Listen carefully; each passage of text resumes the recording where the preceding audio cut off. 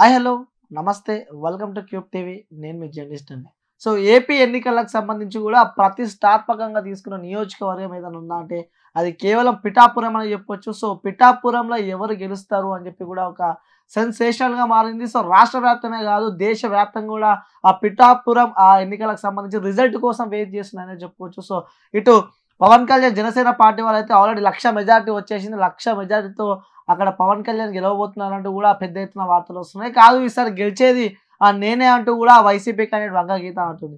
So దీనికి సంబంధించి కూడా అక్కడ ఓటింగ్ ఏ విధంగా పర్సంటేజ్ ఓటింగ్ ఏ పర్సెంట్ ఉంది, ఏ కేటగిరీకి సంబంధించి ఏ కులాలకు సంబంధించి వాళ్ళ ఓటింగ్ పర్సంటేజ్ ఏ విధంగా ఉంది. సో ప్రతి ఒక్కటి క్లారిటీగా ఎక్స్ప్లెయిన్ చేయడానికి మనతో పాటు ఎన్ఆర్ఐ రామ్ గారు ఉన్నారు, పొలిటికల్ అనాలిసిస్ట్ అనమాట. సో ప్రతి ఒక్కటి క్లియర్గా అక్కడ ఎట్లా అంటే ఏ కులం వాళ్ళు ఏ మతం వాళ్ళు ఎక్కడ ఎట్లా ఓటింగ్ ఉందో సో ప్రతి ఒక్కటి మనకి ఎక్స్ప్లెయిన్ చేసి చూపించడానికి రెడీ ఉన్నారు. సో ఒకసారి సార్ నమస్తే. సార్ నమస్తే సార్, బాగున్నాను. నా పేరు రామ్.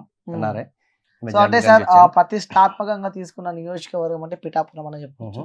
సో పిఠాపురంలో కులాల వారీగా ఓటింగ్ ఎంతమంది శాతం ఉంది, సో ఎంత ఓటింగ్ అయింది, సో ఎవరు గెలవబోతున్నారు, గెలిస్తే ఎంత మెజార్టీతో గెలవబోతున్నారు ఒకసారి చేసి చూపిస్తారా సార్? అదే అందరికీ పవన్ కళ్యాణ్ గారు అంటే మాకు కూడా క్యూరియాసిటీ ఉన్నది, అక్కడ వచ్చి నిలబడుతున్నారు అని. బట్ చివరికి ఇక్కడ ఓటింగ్ సర్లకు వచ్చేటప్పటికి ఏమవుతుందంటే ముఖ్యంగా పవన్ కళ్యాణ్ గారు ఇందులో తెలియదే ఉంది, కాపు సామాజిక వర్గం అక్కడ ఎక్కువగా ఉన్నారు, అక్కడ నుంచి పోటీ చేస్తున్నారు, కంపల్సరీ గెలుస్తారు అనే ఉన్నది. But at the same time అవతల వ్యక్తి కూడా వంగ గీత గారు చాలా రాజకీయ అనుభవం ఉన్నది, ఎంపీగా ఉన్నారు, ఇప్పుడు ప్రజెంట్ ఎంపీగా ఉన్నారు, ఇంతకుముందు ఎమ్మెల్యేగాని చేశారు. ఆమె ప్రతి మనిషికి తెలుసు అక్కడ. సో ఈ విధంగా చెప్తారు. బయట నుంచి వచ్చి ఏంటంటే మన పవన్ కళ్యాణ్ ఆయన హీరో గారు కాబట్టి ఖచ్చితంగా గెలవాలి అనే అభిమానంతో చాలా మంది చాలా విధంగా చెప్తున్నారు. అనుకున్నంత ఈజీ ఐ థింక్ అది అంత నల్లేరు మీద నడకైతే నేను అనుకోవటం లేదు.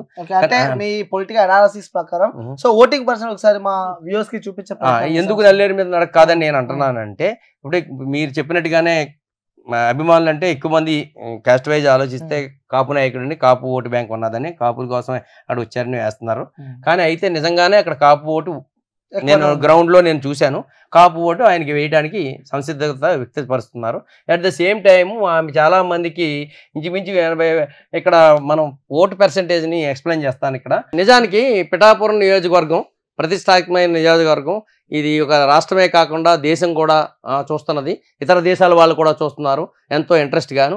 ఇక్కడికి వచ్చే వరకు లోకల్ స్ట్రాంగ్ లీడర్ వంగ గీత గారిని వైఎస్ఆర్సీపీ నుంచి నిలబెట్టారు. అయితే అక్కడి నుంచి మళ్ళీ పవన్ కళ్యాణ్ గారు కాపులు ఎక్కువ ఓటు ఉన్నదని ఇండైరెక్ట్గా ఆయన ఏ ఉద్దేశంతో గెలిచినా కానీ అక్కడ కాపు ఓటు ఎక్కువ ఉన్నది, కంపల్సరీ గెలుస్తారనే ఉద్దేశంతోనే అక్కడికి వచ్చినట్టు కనిపిస్తుంది.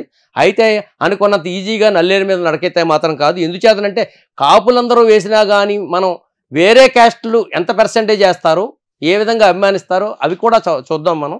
నేను లోకల్గా ఉన్నాను, నేను వెళ్ళి చూస్తే చాలామంది ఇతర దేశాల నుంచి వచ్చి అక్కడ క్యాంపెయిన్ చేయటం ఇవన్నీ జరిగినాయి.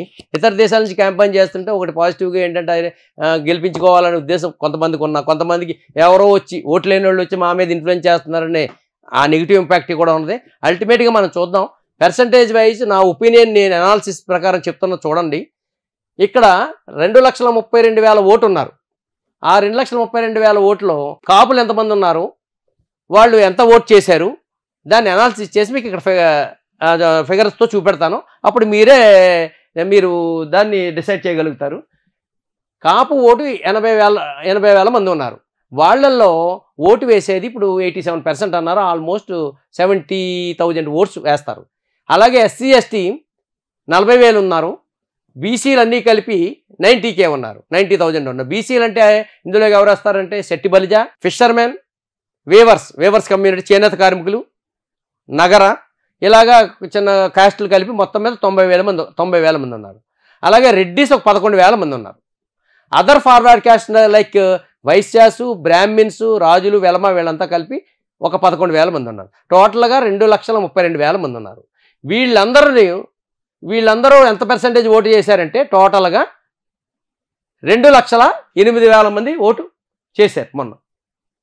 సో అది పర్సెంటేజ్ వైజ్ ఎంతమంది ఎలా ఓటు చేశారో మీకు చూపెడతాను. కాపు ఓటు మేము అనుకున్న ప్రకారం చూస్తే 70,000 మంది ఓటు చేశారు. ఆ 70,000 మందిలో 55,000 మంది పవన్ కళ్యాణ్కి ఓటు చేశారు. 15,000 మంది అప్రాక్సిమేట్గా గీత గారికి ఓటు చేశారు. అలాగే ఎస్సీ ఎస్టీలో 90% గీత గారికి ఓట్ చేశారు, ఒక 10% మాత్రమే మన పవన్ కళ్యాణ్ గారికి ఓట్ చేశారు. ఆ విధంగా చూస్తే 5,000 ఈయనకి ఓటు చేస్తే 35,000 ఈయనకి ఓట్ చేశారు. అలాగే బీసీస్ 90,000 మందిలో 80,000 మంది ఓట్ చేస్తే 50-50 ఓట్ చేశారని అనుకుంటున్నారు. సో ఇదే మేజర్ ఫ్యాక్టర్. ఇది మీరు అనుకున్నంత ఈజీగా 50-50 చేశారా, 55-65 చేశారా, లేకపోతే 60-40 చేశారా అనేది ఇక్కడ పర్సంటేజ్ని బట్టి డిసైడ్ అయి ఉంటుంది. అయితే నేను 50-50 తీసుకున్నాను కాబట్టి ఇక్కడ 40%, 40,000 ఏమో పవన్ కళ్యాణ్ గారికి వేస్తే 40,000. ఇందులో ఎవరు? చెట్టిబల్జీలు ఉన్నారు, చేనేత కార్మికులు ఉన్నారు, ఫిషర్మెన్ ఉన్నారు, అండ్ నగర అనే ఇంకో కాస్ట్, ఎంత కలిపి 90,000 ఉంటే 80,000 మందికి వేశారు.